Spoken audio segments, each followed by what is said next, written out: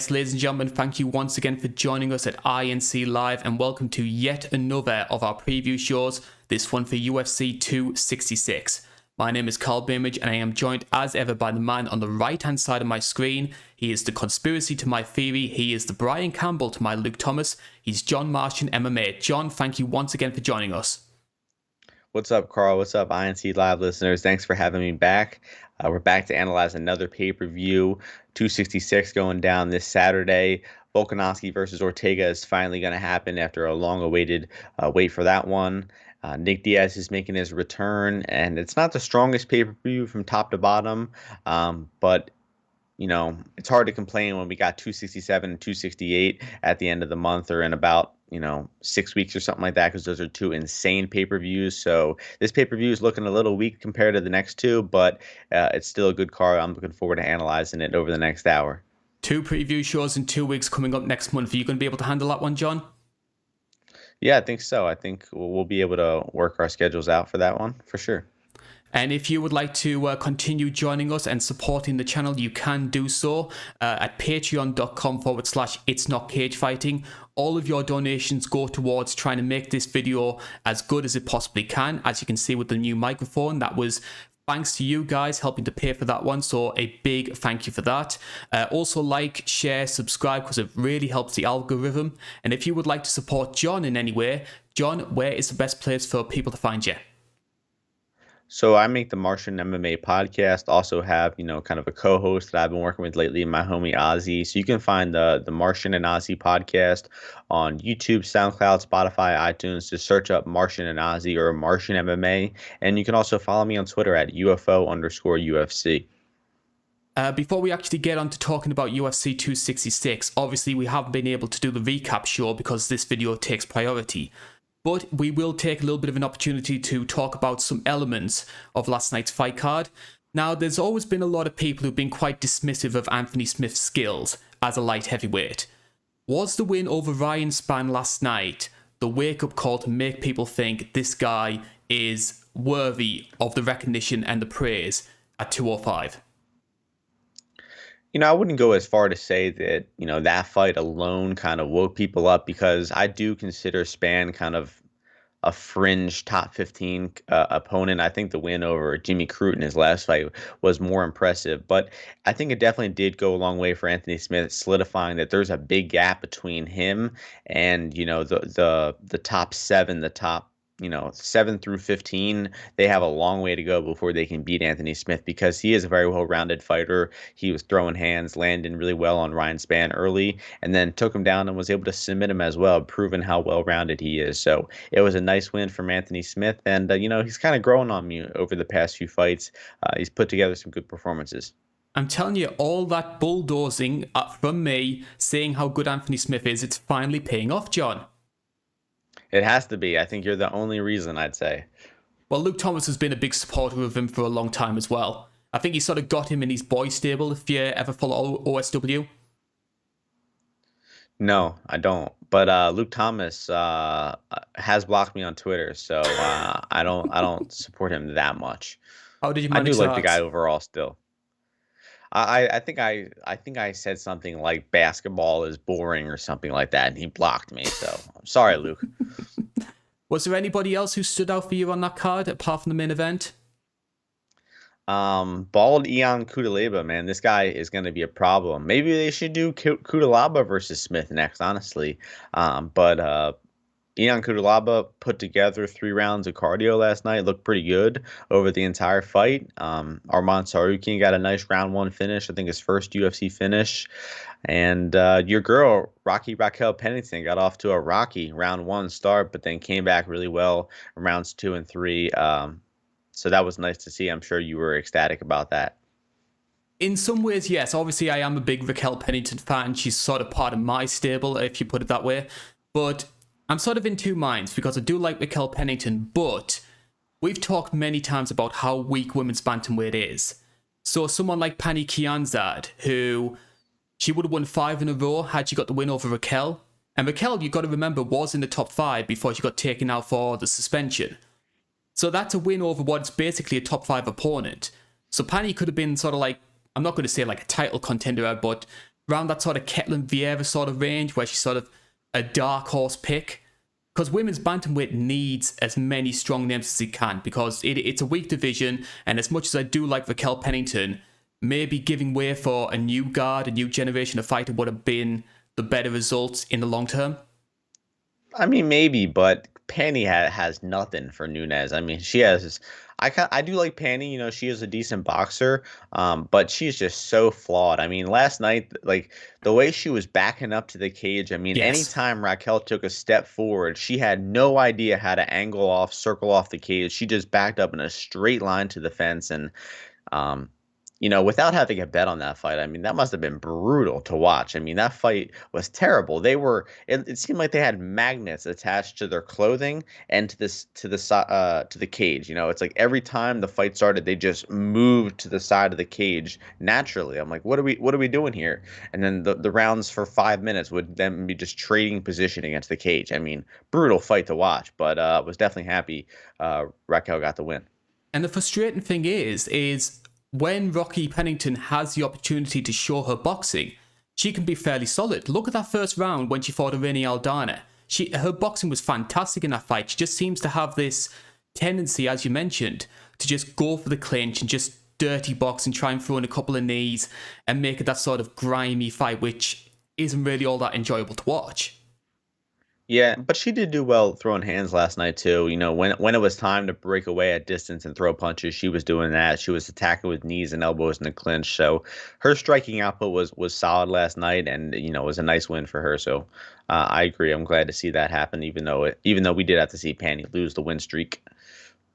I could spend this entire hour talking about Rocky Pennington, but we're instead going to be talking about UFC 266 because, as you mentioned sort of in passing there, we have got some great pay-per-view headliners coming up over the next couple of weeks. Pay-per-view cards in general.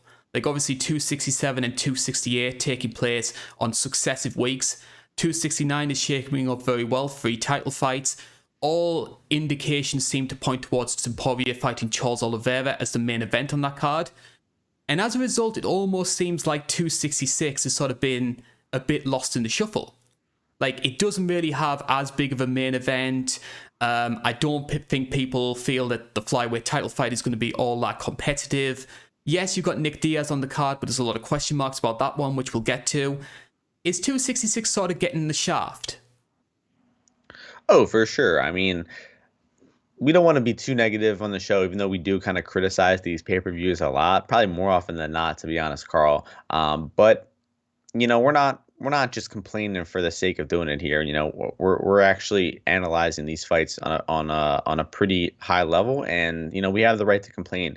And these top like 6 fights on this card, I'm excluding Dan Hooker and Nasrat Haqparast because it doesn't seem like that fight's going to happen. Hooker's having trouble getting over to America from New Zealand, but these top 6 fights, I just feel they're kind of meaningless. I feel like they don't really go anywhere. I feel like they're not really the type of fights that you're really anticipating seeing. If we're starting at the bottom with Moraes and Merab, I guess it's nice to see Merab get a step up in competition, but Moraes has looked so uninspiring lately.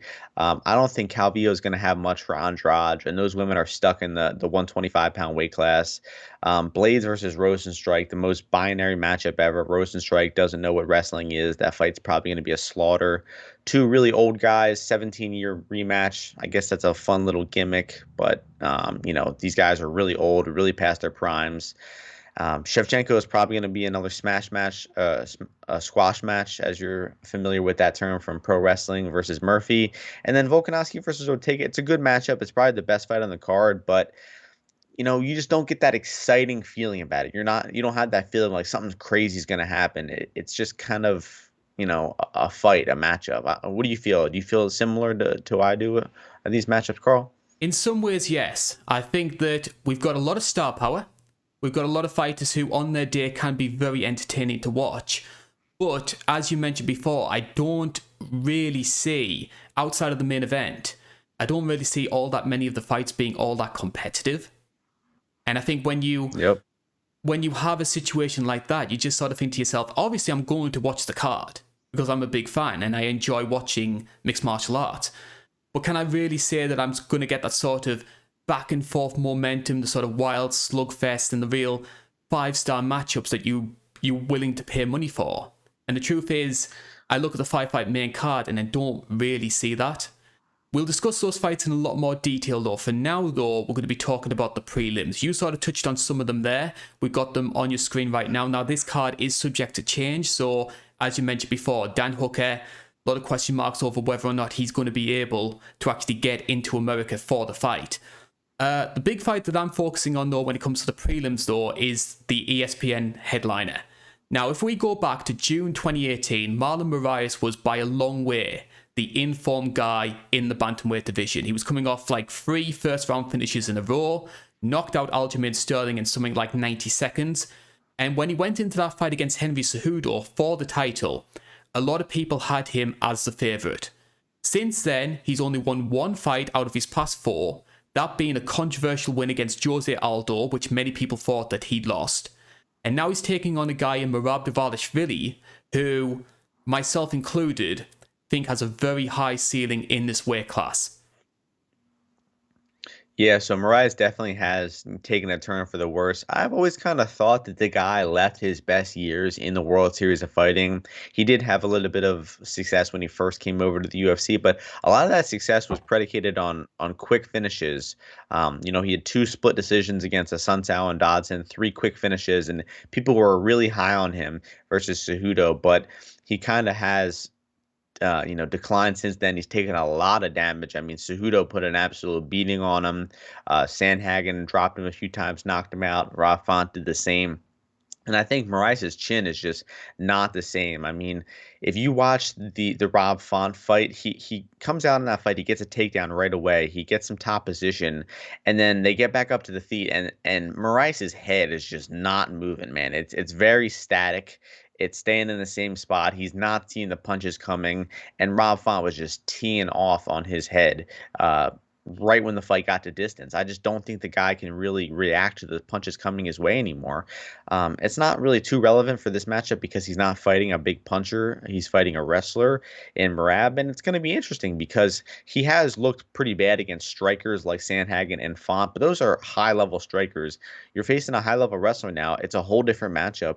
I mean, it's hard to find a lot of footage of Moraes facing takedowns out there. He's not a guy who faces many wrestlers. You're going to have to go back to watch the John Dodson fight. I think Cejudo maybe landed a takedown on him, but there's really not a whole lot of footage on his defensive wrestling out there. So you kind of have to take a bit of a leap on this one to think how the fight's going to go. But the betting market is pretty confident in Merab Dvalishvili. They have him about 70% in this matchup. So it seems like a lot of people are thinking along the same lines that Moraes is just kind of past his prime, possibly shot, and just doesn't have it anymore, and that reflects in the odds. So do you think those odds are right? Do you think they're maybe a little wide, 70% for Merab, Karl? I think that's around about right for my opinion, because I'm very high on Merab. I think I have been ever since. Well, personally, we saw what happened when he fought Ricky Simón. But people forget that Merab was controlling that fight until the final 30 seconds, and we had that bizarre finish. I think the guy's conditioning is absolutely fantastic. The persistence in getting these takedowns. Now, that might be a bit of a concern that he has to get so many takedowns because he can't get people down. So I'm interested to see what Moraes' scrambling ability is going to be like. But the one thing I don't really feel, the one thing you always need to have in your back pocket in any weight class is a good grappling game. And Merab has one of the best in this weight class. I've been very high on him for a long, long time, and I'm glad he's getting this sort of jumping quality. Yeah, and it kind of makes you think, how is Moraes going to win? Because Merab is an output machine, right? He puts up, 15 takedowns a fight. He's constantly coming forward. It is almost impossible to win rounds against Merab Dvalishvili because he's just a constant output guy. So Moraes is going to have a hard time winning rounds. He's probably going to have to finish Merab, and Merab is known for being one of the most durable guys on the roster. I mean, this guy is almost impossible to hurt with punches. So, I mean, Moraes is probably going to have to land that clean head kick knockout type of strike to win the fight, because I just don't see him having many other paths to victory. Maybe that guillotine. He's got a decent guillotine to submit Merab, but I think Moraes is finish or bust here. Any other prelims that you're looking forward to, Karl? There's 2 names on the actual Fight Pass portion of the prelims, which I'm very interested in. And the first one is the guy who's headlining the prelims, which is Uros Medic. Like, we talked about this guy UFC 259 and said if there's one guy you need to keep an eye out for, it's this one. We saw him on the Contender Series, looked very good there, dominated his UFC debut, and now he's back again up against Jalen Turner. I've got very high hopes for the Doctor. Yeah, Medic is definitely a cool prospect. The guy hasn't really been tested in his grappling, but his striking looks fantastic so far. So I'm excited to see where he goes. What caught my eye on the pay-per-view or the prelim card is Martin Sano and Nick Maximov, two new names you might not recognize. These guys are both good friends with Nick Diaz, and it seems like Maximov might have already been on his way in the UFC. I think he was on the Contender Series. He was kind of already trending towards the UFC, but Martin Sano is a guy who's getting into the UFC purely off of a favor by Nick Diaz. This guy hasn't fought in 5 or 6 years, doesn't have a good record, and it just kind of is funny to me that Nick Diaz is on this card and he's like, "Oh yeah, I'm bringing my boy along with me." And then the UFC is like, "Oh, is he good at fighting? Has he fought recently?" Nick's like, nah, but he's coming along with me. Like, there's nothing you can do about it. So they gave him a matchup.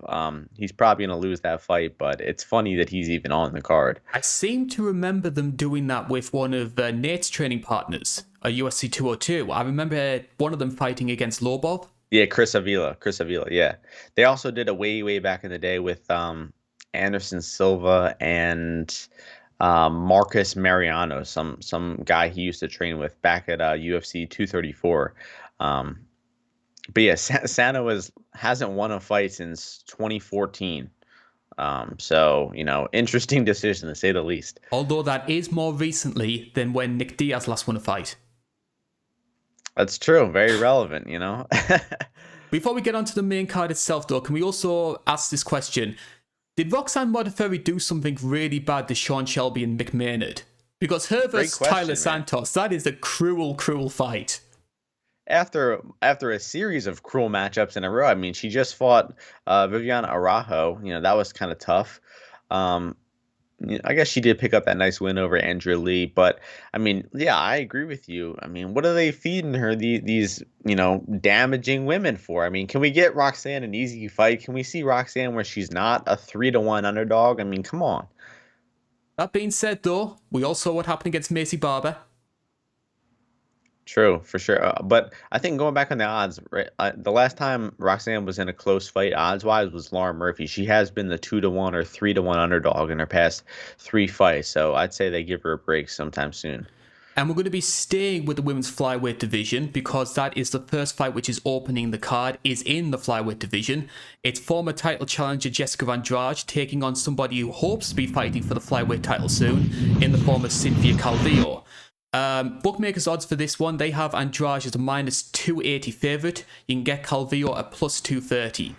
Obviously, we saw what happened to Jessica Andrade at UFC 261. A lot of people maybe had her down as sort of like if you had, say, like $5 hanging around, just put a quick punt on Andrade, maybe she might get it done because she's such a powerful striker. It was a very, very one-sided performance. And bearing in mind what happened against Shevchenko last time around, and bearing in mind that you're going to be looking at another 4 or 5 wins to get back into contention, are you surprised Andrade is staying at flyweight? I would say no, because first off, I was definitely in the category that thought Andrade could have a chance. I don't think any woman at 125 has the skill level to compete with Valentina. So I thought the best case scenario is the best athlete at the weight class might have a chance to make the fight close. But nope, not at all. Andrade was brutally beaten in that fight. But I do agree with her staying at 125 because you got to look at the Chookagian fight. Sorry, I just had like an aneurysm there. But the Chookagian fight, Chookagian was actually fighting pretty well against Andrade, was landing some good strikes in the clinch, and it was a close round, but I thought Chookagian was on her way to winning it, and then just like one body punch from Andrade just changed the fight completely and got the TKO for Andrade, and it's just she's such an athletic beast, a powerhouse, that her margins at this 125-pound weight class are huge, that she can be losing a fight, but land one punch and the fight sways the entire way in her direction. So I think her power translates up really well to this weight class. And fighting another former 115 fighter in Calvillo here is another favorable matchup. I'll give you a chance to give your thoughts on how this fight plays out. What are your thoughts on this one? Someone made a really good comparison with Jessica Andrade. Now, it's a bit left field when you first hear it, but I can sort of see where they're coming from. Andrade, in a lot of ways, is very similar to Edson Barboza. Not so much in the way they fight, but in how they're perceived. Because we've seen Andrade lose a lot of fights, and the template of how to beat her has been pretty well tread. You've got to be sort of a rangy striker who stays on the outside and just peppers her with shots over and over. And yet, despite that, there's still this sort of mystique and this aura that comes with facing Andrade. She's still a feared fighter in any weight class, whether that's strawweight or in flyweight. In terms of how I see this going, the thing is, that template of being that sort of rangy striker, Cynthia Calvillo is not that kind of fighter. She's much more grappling based. I think that, I mentioned this when she fought Chukagian, I feel like she thinks her striking is a lot better than it actually is. But I am interested to see what could happen if this fight goes to the ground, because Andrade is going to have a big advantage in terms of power and in the stand-up. But she's not somebody who would adjust and change her fighting style to suit. She's going to try and brawl, going to try and get into that takedown, and then control you with the ground and pound. It's always been the same way with Jessica Andrade every time she's fought. And if she does get that takedown, and Calvillo ends up on her back, we've all heard these stories about how great Cynthia's ground game is. I would be interested to see that jiu-jitsu match between the two of them. Yeah, that's definitely going to be her way to win the fight. I think the striking is just going to be a little too dangerous for her. Calvillo is improving her striking. We saw her outbox Jessica Eye pretty soundly at the 125-pound weight class, but then we saw her really struggle with Chukagian at range. We saw her struggle to get her takedowns going versus Caitlin Chukagian, and Calvillo is probably going to have to end up on top to win here. I don't see her being able to win on the feet. I think she's just going to be in too much danger for that power punch from Andrade. So we're going to see Calvillo shooting, and Andrade isn't known for like immaculate takedown defense. She can be taken down. I mean, Valentina Shevchenko put a wrestling clinic on her, but against the top five in her weight class, she usually can defend a few takedowns. So it's going to be interesting to see how this fight plays out. Calvillo winning via grappling is on the table, but I still got to pick Andrade just because, as I mentioned earlier, her margins are huge. She can lose a wide portion of the fight and then turn it around in a moment's notice. So I'll be picking Andrade, but not really a fight I'm looking forward to. I would be intrigued if it does go to the ground. But outside of that, I think that Andrade is a better striker. She's by a long way the more powerful of the two women. But I don't think this is as... I remember when this fight was announced and a lot of people were saying, God, what are they doing with Calvillo? This is just going to be a massacre. I actually think Cynthia has played this very smart, because if she does win this fight, there's no question she's going to be fighting for the belt next. And if she loses, and it goes the way a lot of people expect, and Shevchenko beats Lauren Murphy, Cynthia only needs to win one fight, and she's going to be right back into the title mix. And I could see her beating someone like a Viviani, for example, because I could see someone of that sort of ilk being matched against her. Yeah, I'm not so sure if she's an immediate title shot. I think, like you said, Viviana is probably right up there. So, I don't know. I have a hard time theorizing on what's going to happen in the future from this fight. I just don't care enough to really think about that type of stuff. I can see you're really infused. So how about this then? So we're both picking Andrade to win this one? Yeah, I'd say so. And I'm going to say I don't think that she's going to finish Cynthia Calvillo. I think Andrade is going to take it sort of a 30-27 decision. Yeah, interesting. I'll go 29-28 decision for her. How do you see Calvillo getting the upper hand in one of those rounds? Just a takedown, getting on top. Like I said, Andrade's takedown defense is penetratable.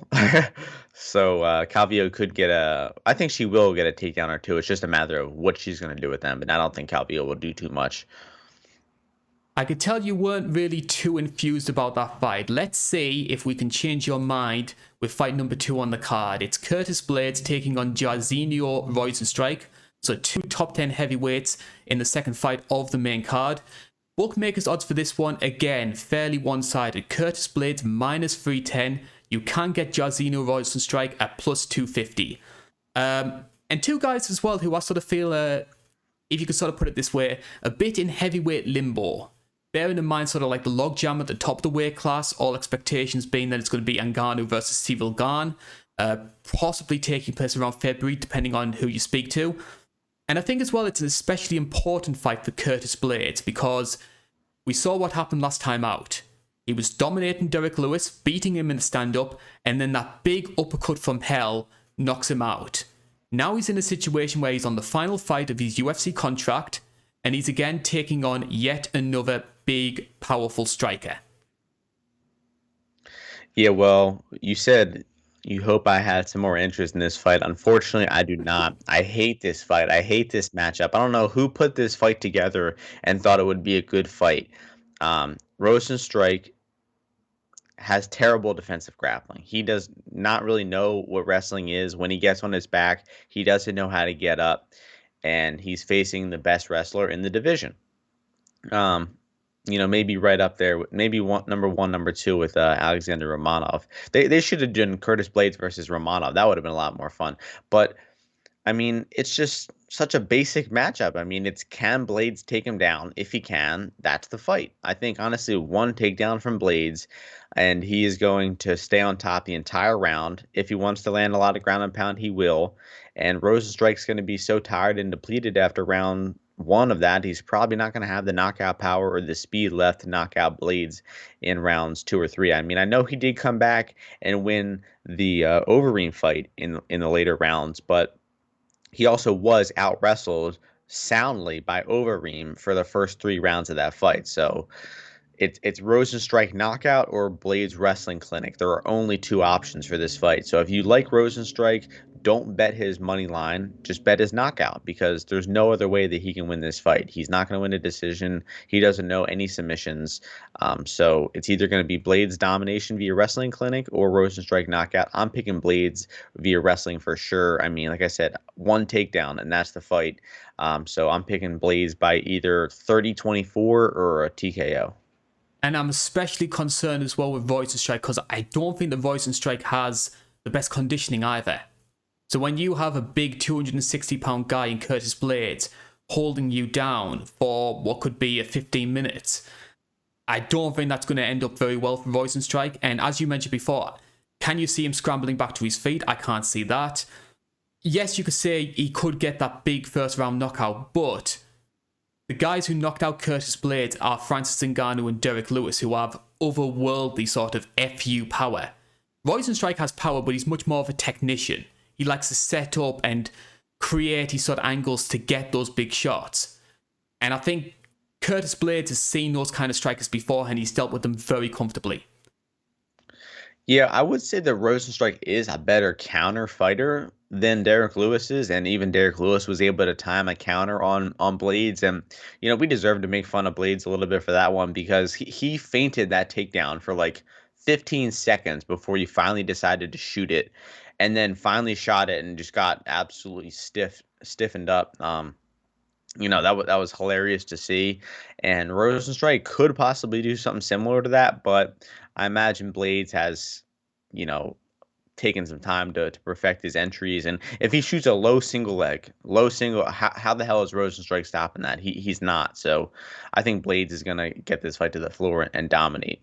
The big issue Curtis Blaydes has, and you sort of touched on it there, we all know how good his wrestling is, but the issue is he doesn't mask his takedowns very well at all.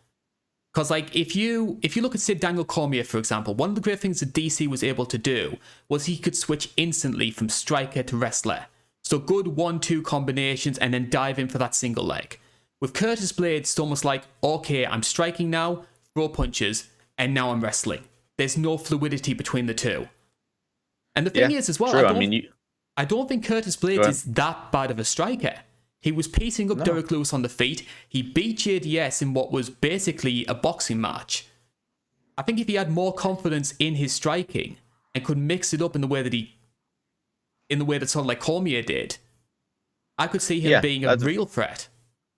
yeah, really good point. I mean, just look at the way they fought Lewis. I mean, like you said, DC effortlessly flows through that striking into the grappling, and Blaydes is kind of stuck like in those two realms, or he's striking, and then he has to transition. It's just not fluid. So, um, I don't think Blaydes is going to be completely out of his depth here if the fight stays standing. He is a decent striker, like you mentioned, but why keep the fight standing to give Rozenstruik any chance of winning? I think we're going to see a Blaydes takedown within like 60 seconds here. Both of us are expecting Curtis Blaydes to win this one. I'm going to go with a unanimous decision. You seem to be favouring towards sort of maybe a ground and pound knockout. Yeah, I'll go TKO. I mean, Rozenstruik, he can't get off his back. He can't. It's a fact that he can't. So, I mean, if Blaydes throws ground and pound, Rozenstruik won't be able to prevent it. So if Blaydes wants to finish, he will. If he wants to lay on top for a 30-24, he will. So I'll side with TKO. Let's say Rozenstruik does win this fight, though. With Curtis Blaydes, that would be a second straight loss. It's the last fight on his contract. He's had a lot of clashes with Dana White and that Fly as well, presumably. What was that, John? No. I said get him out of here. Get him out of here. No one wants to see heavyweights wrestle. Just get him out. And that was the question. Does Curtis Blaydes maybe get cut if he loses this fight? Yeah, I hear Bellator has tremendous healthcare plans, so I'm sure Curtis Blaydes would get hooked up on that and enjoy himself over there. Those are my thoughts. Speaking of Bellator, there's a lot of people who maybe thought that this was a Bellator fight when it was first announced. Nick Diaz back in action for the first time since 2015, taking on Robbie Lawler. Now, this is a rematch between a fight which took place in 2004 at UFC 47. Of course, that fight was Chuck Liddell versus Tito Ortiz, and I think the core main was Andrei Arlovski versus Cabbage Correa, which is a sign of just how far back we're going with this one. It's safe to say, though, this is the fight that most people are looking forward to. A lot of people, when they heard this fight were announced, oh my god, Nick Diaz is going to be back, he's taking on Robbie Lawler, great wild brawl, we all remember what they did first time around. But let's look at some facts. Robbie Lawler hasn't won a fight in his past 4. Nick Diaz hasn't won a fight since 2011. If you crossed out the word UFC and put the word Bellator, I think a lot of people would be crapping on this fight a hell of a lot more. Yeah, and let's also look at some facts about how their past few rounds have gone. Lawler lost all 5 rounds to RDA, all 5 to Colby, all 3 to Magny. They get finished in round 1 versus Askren in a controversial fight. Nick Diaz lost 5 rounds to GSP, 5 rounds to Silva. So Diaz lost 10 rounds in a row. Robbie lost 15 rounds in a row, basically. So that's a pretty troubling statistic. And another thing is why is this 5 rounds, Karl? Why the hell is this fight 5 rounds? Can you answer that? I think it's just the sort of Diaz sort of clause, as it were, in the fight contract. Because the Diaz brothers have always been sort of like notorious for how good their conditioning is, so make it 5 rounds, make it a bit of a chance. I'm surprised, like, there's always been murmurings of Nick coming back. Those stories have been going around for years. My question is, why have they chosen now to do it? Well, probably has something to do with Nick Diaz being sober for the first time in a few years. I mean, if you follow Nick Diaz on Instagram, I think every day for about 4 years, from 2014 to 2019, this guy made about 25 Instagram stories a day of him just getting blackout drunk in Las Vegas clubs all hours of the night. I mean, it's hilarious the way this guy films. I mean, he's always holding the camera like above here. He's not saying a single word. He just like silently films what's going on around him. And he did go to clubs for 4 or 5 years straight, and now it seems like since the pandemic hit, maybe he stopped clubbing and partying as much, and now he wants to fight again. But I mean, if you listen to the way the guy talks, if you think about all of the the damage he's been doing to his body, drinking every night for the past 5 years. I mean, it's possibly very scary to imagine what Diaz is going to look like. But I mean, here's something we have to theorize on what Diaz is going to look like. How bad is Diaz going to look? While we know how bad Robbie Lawler could look, I mean, we have seen Robbie Lawler in the cage, but we've also seen Lawler against like top 7, top 8 welterweights. We haven't seen him fight anyone nearly on Diaz's level. The closest thing would be Ben Askren, and he picked up Askren and slammed him on his head, almost won that fight. So this is going to be a massive step down in competition for Robbie Lawler here. But with the way the guys looked, I mean, it's hard to put much confidence in him. I mean, he looked, so uninspired versus Magny, just getting dominated in those fights. And you know, I'll pass it back to you. We can keep talking about this one. We're not done yet, but we'll take turns. It's a good thing you mentioned the Neil Magny fight, because that's a fight that I'm personally leaning towards Nick winning this one. And it's mainly because of what we saw against Neil Magny. Because Luke Thomas always says that there's 2 signs that a fighter is past it. The first is their chin just completely goes. They try getting involved in these brawls and just the slightest touch knocks them down. That was sort of like the Chuck Liddell way. And the other way is what we saw arguably with Yoel Romero last night, where a fighter just becomes too scared to throw back. Like the Tyron Woodley, Yoel Romero approach. That was the Robbie Lawler we saw when he fought against Neil Magny. Somebody who just was so unwilling to try and throw back and was just happy to be dominated. And I could very easily see that happening again with Nick Diaz, bearing in mind the traditional sort of Diaz style of just swarming opponents, coming forward all the time. I could just see a situation where Nate is just throwing these sort of wild haymakers, targeting the body, and Robbie just taking it all.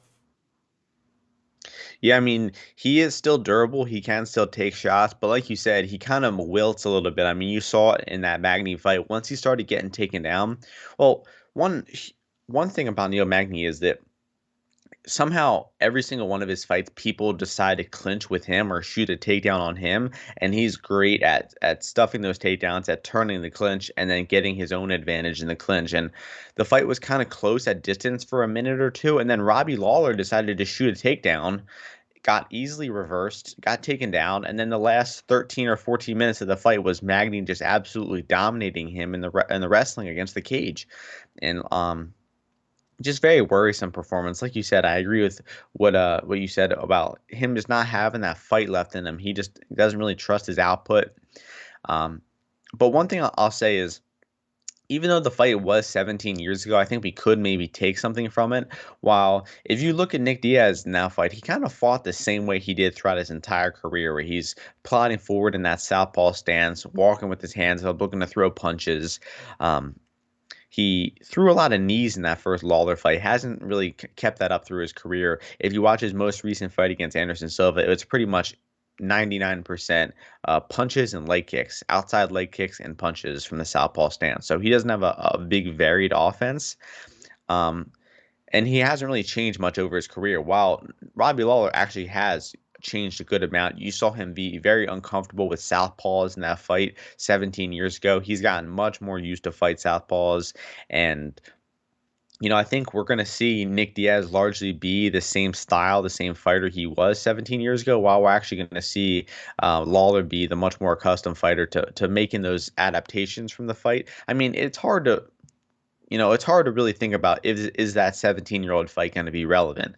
I think it's somewhat relevant. I mean, it is the two of them fighting, so you do have to take it into consideration. But I'm not really relying on the fight to look a similar way. I don't think that the Diaz is going to have an easy time outboxing and hurting Lawler with punches as they did the first time. Do you think this absence from Nick is going to be an advantage or a disadvantage? On one hand, there's all the questions about ring rust. Obviously, he hasn't competed since 2015, so that's maybe a factor. But at the same time, because he hasn't been in the cage, he hasn't been having those wars in the same way that Robbie has.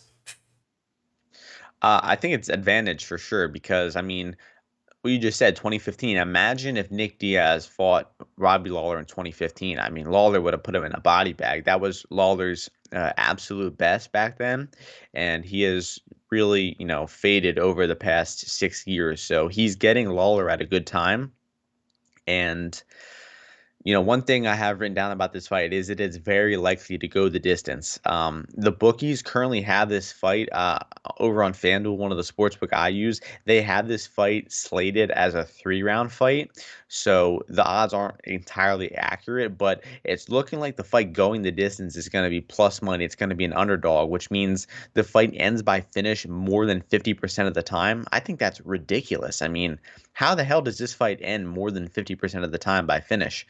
Neither guy has been known for being a huge one-punch knockout fighter. Both guys are pretty durable, and they're at 185 now. They're not going to probably carry as much power up. They're going to be not cutting as much weight. They're going to be able to take more damage. I don't think either guy is finishing either here. I think it's going to be likely a 5-round fight of competitive striking exchanges, and I do kind of lean towards Nick Diaz edging those striking exchanges, just because we have seen such bad things from Lawler lately in the distance striking, that I think that Diaz could come in even off that 6-year layoff and come in and outbox, outstrike Lawler over the full 5 rounds. This fight is basically devil you know versus devil you don't. We've seen how bad Robbie Lawler has been in his past couple of fights. We haven't seen what Nick Diaz has looked like at all. And that's basically what's deciding it. Are you going with your gut or going with your logic? Yeah, I mean, early on when this fight was announced, I was kind of leaning towards Lawler, but rewatching his fights, and I think people kind of overreact to these long layoffs. I mean, we just saw with Miesha Tate, right? I mean, She looked the odds great. were kind of the odds were close in that fight against Renau. Meanwhile, it was a hand-picked matchup for her to win, and she looked like she didn't take a step off. So that's entirely possible that Diaz looks similar here. I mean, it is possible for him to look like the same fighter versus Anderson Silva 6 years ago. I mean, he's not a very athletically reliant fighter, right? The guy just stands there, plots forward, and throws leg kicks and punches. So it's a style that actually does age well as you get older. So I'm going to be picking Nick Diaz. I'll pick him like 49-46 Diaz decision here, but nothing would surprise me in this fight except for it ending by finish. I think my official position on this fight is bet the goes the distance, bet the over 4.5 rounds, bet the fight to go longer, because I just don't see these guys having the power to finish each other. I'm in a very similar boat. I'm picking Diaz to win this one, probably by the same scorecard as well, 49-46. I can see Robbie maybe taking one of the early rounds, I should say, as Nick sort of like tries to find his feet. But the longer this fight goes, the more we play into Nick territory, because even though you might have some question marks about Nick and some of his recreational habits, the guy does remain in fantastic shape. He does triathlons pretty much every day, so he's got that going for him. Conditioning is always going to be a great Diaz trait. Yep, I agree. I also want to point out as well, one of the interesting facts I've read about this is Nick Diaz and Robbie Lawler are 2 of 3 guys who fought in Pride in their career. So we're starting to see those sort of like last remnants of Pride's that are roster still in the UFC, right? that are still in the UFC, yeah. So it's Nick Diaz, Robbie Lawler, and I think Shogun Hewer is the other one. So it's nice if you're an old school Pride fan that we're getting 2 old Pride guys fighting one another. And Nick Diaz, famous guy for quoting wolf tickets, very well could be wolf tickets for this fight with 2 near senior citizens fighting each other. It's in vogue. It's in vogue right now. Holyfield versus Belfort. Oh yeah, yeah. Yeah, I know, right? Senior citizen boxing championships. Co-main event time now, and we are going to the women's flyweight division. Valentina Shevchenko making the 6th defense of her title. This time, she is taking on the 3rd seed Lauren Murphy. So Shevchenko hoping to try and equal Ronda Rousey's record for the most title defenses for a female fighter. Before we actually get onto the fight itself, though, I want to take a little bit of time to talk about Lauren Murphy. Now, you know me, John. I love a good story when it comes to MMA. And in my opinion, Lauren Murphy has one of the best stories over the past couple of years, because if you know Lauren Murphy's background, she had a bit of a troubled young adulthood. She took up jiu-jitsu basically on a whim. I think she accompanied her son to a class, fell in love with the sport, and took it up as a pastime. She makes it into the UFC, has a couple of struggles early on when she fights a bantamweight, and moves down to flyweight basically as the sort of last resort to turn around her career. She's now won 5 fights in a row. Admittedly, some of them have been very fortunate. And now at 38 years old, she's fighting for the title. Now, regardless of what you think of Lauren Murphy, and I know there's a lot of people that aren't too keen on her, that's a fantastic story to actually get this opportunity.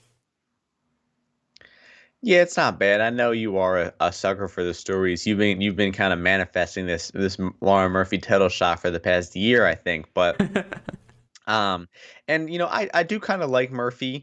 I'll say two nice things about her, and that's she's been kind of a money trainer past few fights. Winning as an underdog several times. A few times where she was in closely lined fights, but ended up looking like a huge favorite versus Shakarova and versus Roxanne. And the other thing is, I think she really understands, as I call it, the meta of MMA, where her fight against Andrea Lee is a perfect example of round sequencing, I'll call it, is where you can lose the first 4 minutes of a round, but as long as you end that last minute strong, like if you end that last minute with a takedown and some top time, you can erase that 4 minutes of the early round and steal the round off of that one action alone. And Lauren Murphy did that exact formula versus Andrea Lee. I thought she lost about 12 or 13 minutes of that fight, and then ended up winning a decision just because she was hitting those late takedowns. So I think her coaches have some sort of code with her or something that were 60 seconds, 30 seconds left in a round, she's going to be shooting takedowns. And that's what won her the fight. Those controversial fights that you just mentioned, the split decisions over Calderwood and over Lee, those late takedowns and top time is what won her those fights. So I like Murphy. I've won money on her in her current run. But, unfortunately, she is kind of drawing dead here, in my opinion. And I'll pass it back to you before we start talking about the actual matchup itself, Karl. Yes, I'm in a very similar boat. It's quite ironic considering a nickname is Lucky. But Lauren Murphy has had a lot of luck during this run, because I checked some of the stats. All of the media who was scoring the fight for Andrea Lee, I think there were like 12 or 13 of them, all of them scored it in favour of Lee. And of course, Murphy got the decision. And then I think 11 of the 17 who judged the fight between her and Jojo, 11 of the 17 scored it for Calderwood. So she has been very fortunate with some of these decisions, as good as the run of form has been. But there's a big jump between fighting Andrea Lee and Joanne Calderwood and fighting Valentina Shevchenko. And I'll pose this sort of question to you. We've seen some good performances from Shevchenko, especially during this flyweight run. Was the Andrade performance the best we've seen from her in the UFC? I would say yes, just because it was probably the best opponent, the most dangerous opponent that she's fought. I mean, I think the Jessica I fight might have been a little more flawless, and obviously ending with a much more emphatic, perfect knockout. But for her to be fighting a former champion, a woman who actually has finishing power, who has multi-threat in terms of takedowns and striking, for her to just decimate her so easily, I think it probably was her best performance. And I suck at picking Shevchenko outcomes. I mean, I think I've been wrong in the past like 3 or 4 in a row. Every time I pick her to win by decision, she finishes. Every time I pick her to win by finish, she goes to decision. So I'm no good at picking the outcomes here. So whatever I end up picking, maybe you guys should just bet on the opposite of that. The big thing that stood out for me with Shevchenko fighting a flyweight is how much more comfortable she is grappling. Because if you go back and you watch her bantamweight fights, like, she was tiny for that weight class. Go back and watch her versus Holly, and the size differential between the two is ridiculous. But because she's fighting girls who are around the same sort of size, she's much more comfortable grappling. She's got some fantastic judo throws and judo trips. And I think there was a lot of people that maybe sort of painted Shevchenko as just a striker, and that's one thing that's definitely changed. Yeah, definitely been looking hit a lot more takedowns in her fights lately. She hit 7 versus Andrade, which is impressive considering it was only like a 7-minute fight. But starting to think about where Murphy can present a threat for her in the striking, I don't think it's going to be the Murphy's range. I mean, if Andrea Lee and Joanne Calderwood were having success against Murphy, I think Shevchenko is probably going to butcher her on the feet. And that leads the offensive wrestling being the other path for Murphy. And Murphy can hit takedowns. She knows how to time them, as I mentioned, but Shevchenko's takedown defense is not bad enough to the point where I think that Murphy can really have sustained success on top. We did see Shevchenko in her most vulnerable moment in the past 3 or 4 years versus Jennifer Maia when she got taken down and put on bottom there. But I mean, that was kind of a weird random moment of a fight. You know, she did win that fight 49-46, won every other minute of that fight besides that one moment where she got taken down. And I think Maya is a little bit bulkier and heavier than Murphy. And that's why I think Maya was able to get on top and win that one round. But I don't see Murphy having that same ability. I really don't see anywhere where Murphy is going to pose a threat to Shevchenko.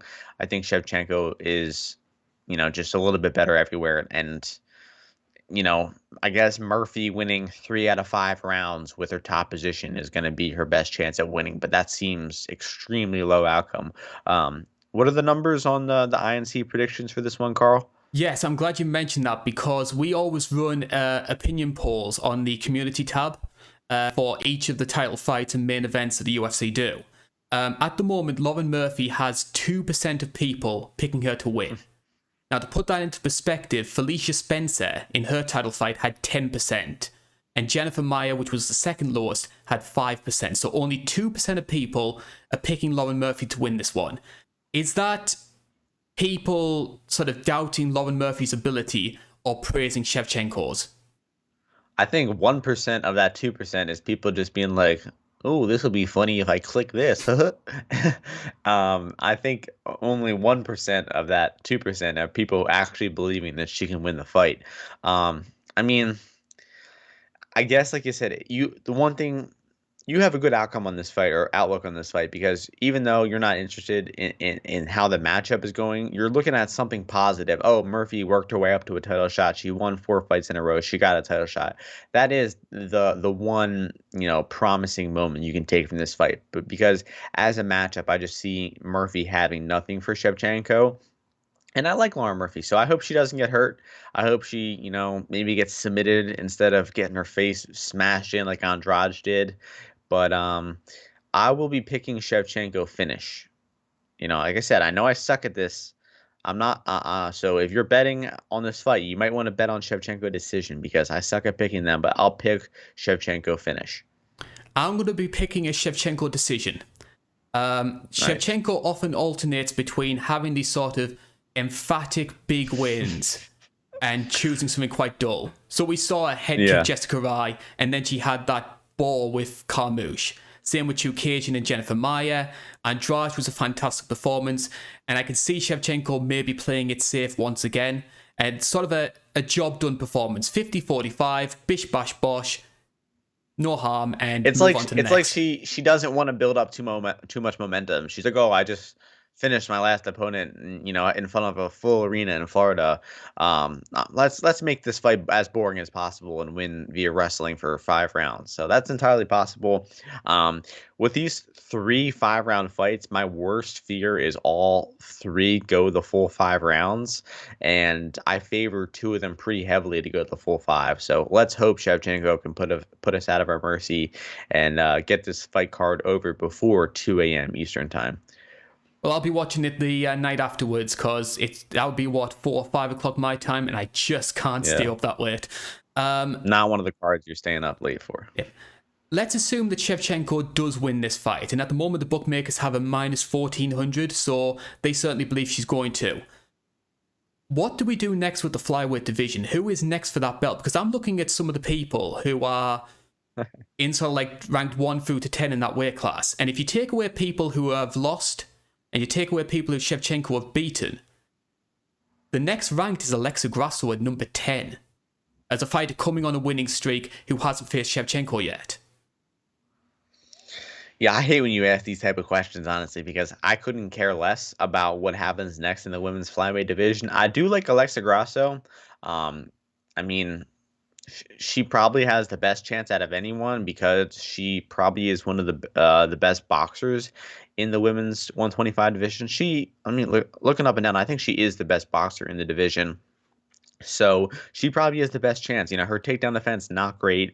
Suarez, some other women were able to drag Grasso down and out grapple her. Shevchenko probably does the same, but Grasso is the only woman who I can actually imagine like winning some realm of a fight against Shevchenko, and that would be the striking. So, but it's a shame that she's ranked number 10. I'd like to see, Grasso versus Araujo next or something like that, I and think that she's winner been fight booked the against title. Jojo. Oh, really? Yeah, Yeah, I think, like I said, Araujo versus Grasso would have been a little bit better. That could be a number one title fight, honestly. it is time for us to talk about our main event of the evening. We are going to the featherweight division, and it's our first title defense in this division since UFC 251. Alex Volkanovski is taking on Brian Ortega. We've had 13, 14 weeks of the Ultimate Fighter building up to this fight card, and I think Alex Volkanovski finds himself in a very interesting position because if you look at who the guy has beaten in his rise up the rankings, Chad Mendes, Max Holloway twice, Jose Aldo, he has beaten a who's who of some of the best featherweights the UFC have ever had. And yet we come into this fight with a lot of fans not giving him the appreciation he maybe deserves. Yeah, he is definitely underrated by fans. Some people somehow think that Max Holloway won that last fight. Um, I mean, Volkanovski won rounds 3, 4, and 5. I don't know how else to tell you, sadly. Even rounds 1 and 2, Volkanovski was kind of controlling them before Holloway landed those late knockdowns. So, in my opinion, I saw Volkanovski controlling like 80% of that fight, where he looked like he was in control and winning the fight. And, it's a fact that he did win 7 or 8 out of 10 rounds against Max Holloway, who, as we know, is one of the best fighters in the sport, who I believe is one of the best MMA fighters of all time. And for Volkanovski to soundly beat Max Holloway like that 2 times, um, that's as impressive as a win gets in mixed martial arts. Um, so he's definitely underrated coming into this fight because of that last decision, and even the betting odds kind of reflect that. Volkanovski around a 60% favorite. The last time this fight was supposed to happen, I recall seeing Volkanovski around -175, which is a little bit closer to 63 or 64%. So the fact that this fight's been postponed, a few months. Um, who got COVID? Was it Volkanovski who got COVID I think last it was time? one of Volkanovski's coaching team. Yeah. So it seems like the odds have changed like a good 3% in this fight over the past few months, which might seem insignificant, but in terms of a big betting market like a UFC main event, it is pretty significant. So, I don't think the past few months has changed anything in favor of Ortega. So I'm not sure why the odds are changing. But what are your opinion on the odds here? Volkanovski around 60%, Carl. That's the way I would go with it. The community tab, where we've asked people to predict who they think is going to win each fight, they've got it around sort of 70-30, so they're much more favourable of Volkanovski compared to Brian Ortega. I'm guessing that was a bike there? Yeah. It seems like we got a few motorcycle people in our neighborhoods, right? Ask them if they're Volkanovski fans. Yeah, they're actually a part of a outlaw biker club, so I don't know if I'll be too friendly with them. But I did not just incriminate them, so. I think one of the things that maybe has been a factor in changing these odds is we saw what happened with Brian Ortega last time out against Korean Zombie. There was a lot of people who wrote him off going into that fight. He hasn't fought for 2 years. He's fighting a guy who's in a great run of form in TKZ. I think most people on the community tab had Zombie, I think about 70-30 to win that one. And Brian Ortega just came into that fight completely transformed. His level of striking, I mean, Ortega was never a bad striker. I think that's sort of a narrative that a lot of people have painted, that he was just absolutely dominated by Max Holloway and, oh my god, how awful he is. Go back and watch 231. Yes, he got pieced up in that 4th round, but for the first 3 rounds, he was holding his own against Max Holloway. It's just Max's conditioning and output is so good, it eventually wears people down. But what he did do was he refined his striking, became less of a brawler and more of a technician. And I think a lot of people maybe thought that if he's been able to do that in 2 years, add another year to that, how good could he possibly be when he fights Volkanovski? Yeah, great point. You brought up the thing that I think could have maybe influenced this line is that Chan Sung Jung fought Ige. He looked pretty good, got a win, and now that win Ortega has over him has actually aged a little bit better. So maybe that's what's influencing the line a little bit here. Um, but yeah, Ortega's not a bad striker at all. I mean, I think he did struggle early on in his career. He kind of was the nail for a first few of his fights where he would get beat up for the first few rounds and then come back strong in round 3. That happened to him several fights in a row. The Guida fight, the Moicano fight, both those were big comeback round 3 finishes for him. And then he had those 2 fights where he was losing, did come back. And then he had 2 pretty clean finish performances over Swanson, over Edgar. Then he obviously got destroyed by Max Holloway and then had a great bounce back win over Chan Sung Jung. I don't really agree with Ortega getting the title shot off of 1 win, but the UFC featherweight division is kind of in a weird place right now where there's no clear number 1 contender. It seemed like the UFC didn't want to do Volkanovski Holloway again, so I sort of understand why they're doing this. And Ortega does have a window to win, I would say. I can't see Ortega winning 3 out of 5 rounds to win a decision here. I do see Ortega needing the finish, but that's a role he's comfortable playing. He is a good finisher. He can hurt you with strikes in the feet, and he also can submit you with all types of submissions on the ground. He is a tremendous grappler, but he is not really a great wrestler. He's not known for getting the fight to the floor, having great top position and then finding a submission. He's kind of known for finding submissions in transition, in chaotic scrambles, snatching onto a submission, a guillotine. He's not really the type of guy to wrestle you and to slowly, methodically get that submission. So I don't see Ortega being able to wrestle. I don't see him being able to win 3 out of 5 rounds. So he's probably going to have to land a big strike on the feet, hurt Volkanovski, and then turn that into a finish, whether it be with a bunch of strikes and a flurry or snatching onto a submission and getting Volk in a submission. So I see Ortega needing to win inside the distance. And if the fight goes the full 5 rounds, I see the more adaptable fighter in Volkanovski, being able to, decipher that information, to make reads, to make adjustments, and to win the fight as it goes on. So if it goes 5 rounds, I really favor Volkanovski to win the decision. I'm in the same boat, and I am picking Volkanovski to win this one by decision. But I'm in a very similar boat to you. Brian Ortega is what I would call a sleeper. I think there is a lot of traits that he has that could cause Volkanovski problems. Like, Volkanovski isn't going to want to wrestle the guy, because if you try taking him down, you're entering Brian's world. He loves jiu-jitsu, and I could very easily see him getting a submission off his back. So Volkanovski's not going to go down that path. So it's going to be purely a kickboxing match. And we have seen in the past that there have been people there who have caused Volkanovski problems. Chad Mendes dropped him.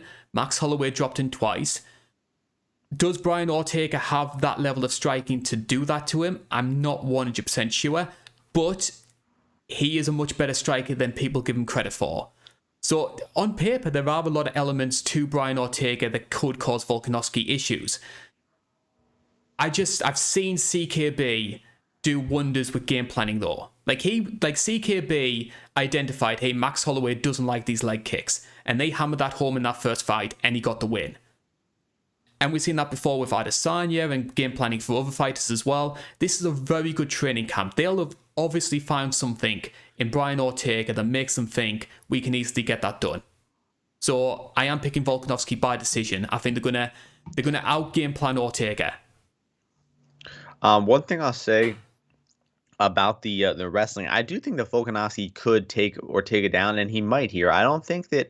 I think that Alexander Volkanovski is good enough to avoid some sort of guard submission or some sort of guillotine. I think he's a good enough of a wrestler, smart enough of a fighter that he can get this fight into the clinch and hit a takedown and stay in top position safely if he wants to.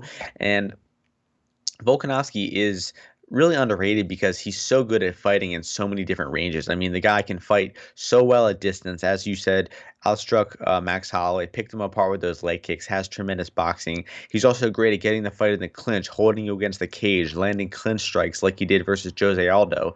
And he also can wrestle you, take you down, land good ground and pound like he did to Darren Elkins, Jeremy Kennedy, Shane Young, several guys that he's out wrestled in the UFC. Not really, the level of fighter as Ortega, but Volkanovski is really uh, excellent at every range of MMA, and that's why he's going to be so difficult to win. But looking at a bet for this fight, if you like Ortega here, as I mentioned, I do think he needs a finish to win. And as I mentioned, the later the fight goes, I think the more it favors Volkanovski. So if you like Ortega here, Ortega in rounds 1, 2, or 3 is plus 440.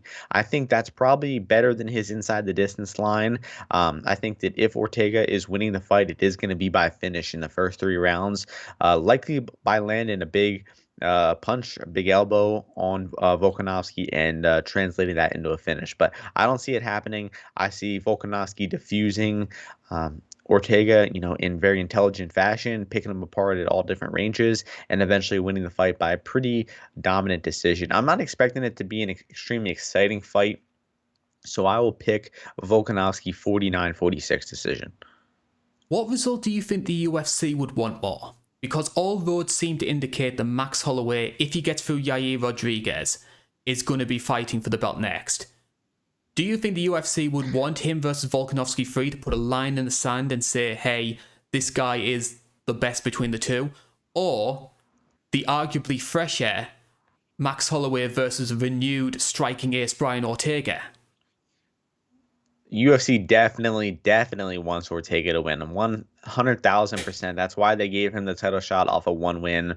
After the last fight, the Holloway and Volkanovski fight, during the embedded, you see a conversation between Dana and Matt Serra saying that they thought that Max won all 5 rounds. So I mean, they definitely have a preference for Max Holloway over there. And they would much rather see Ortega win, get Volkanovski out of the picture a little bit, and then have kind of an easy matchup to get Holloway the belt back, because Holloway is definitely the most popular UFC featherweight, and I think that the UFC wants the belt in his hands, and the UFC certainly does not like Alexander Volkanovski. Well said, John. I'm in a very similar boat. I think it's... Volkanovski is in a lot of ways a victim of circumstance because he's not American, because he has that sort of a very sort of safe style. He just does everything very well, but he's not a specialist in any sort of area. And I think that's one of the things the UFC, I don't think really, that doesn't appeal to them. Nope. Yep, very good points. I mean, he's kind of much more methodical, kind of like GSP-esque at times, honestly. But GSP obviously sold an incredible amount of pay-per-views, despite him having kind of a boring style. Volkanovski, not really that type of proven pay-per-view draw. And in terms of pay-per-view buys, Karl, you know how we like to talk about that. I mean, without Nick Diaz, man, this card would be in trouble. I mean, without Nick Diaz, I could see this fight doing like 150,000 maximum. With Nick, it'll probably go up to 250, 300,000, but I'm still expecting some pretty weak numbers from this card. I think the Nick pull is going to be a lot higher than people expect. I'm expecting about 400,000. Not bad, but I don't know. 6.5 years. I think that's long enough to where most people are they're like, wait, Nick and Nate are 2 different people. Like, they probably don't even like distinguish who they are at this point, because it's been so long. But fun card. It's got some fun, kind of gimmick fights with the Nick Diaz fight. I'm excited to see Volkanovski back in action. Some solid prelims, and not the greatest pay-per-view card, but just hold on steady, because the next 2 pay-per-views are insane, and we're going to definitely be looking forward to analyzing them in about a month. 2 cards in 2 weeks. Are you going to be ready to do that, John? 2 pay-per-views. Yeah, you know me. I'm always grinding out podcasts, so I'll be down for sure. Certainly hope so. Once again, John, if anybody wants to get in touch with you, wants to see any of your preview shows, where's the best place for people to find you? So you can follow me on Twitter at UFO_UFC and search me up on YouTube, SoundCloud, Apple Podcasts, or Spotify at Martian MMA. Thank you all for listening. Hope you all enjoyed this little preview show me and Karl did, and thank you again to Karl for having me on. And I'll see all you INC listeners later. Thank you very much for joining me, John. And yes, thank you very much for joining us for this hour plus where we've been talking about UFC 266. As John's been hinting at, we're going to be back next month when we'll talk about UFC 267, which is Jan Blachowicz versus Glover Teixeira. And then that big Madison Square Garden card, Zhang Weili and Rose Namajunas running it back again, alongside Kamaru Usman and Colby Covington, Madison Square Garden. Michael Chandler versus Justin Gaethje on that card as well. That's going to be an amazing show. Yeah, both cards are stacked. And we'll be back for that one in a month's time. This, however, has been the UFC 266 show. Thank you very much for joining us once again. This is the INC. Thank you for watching. We'll be back next week to do our recap of UFC 266. Bye-bye for now.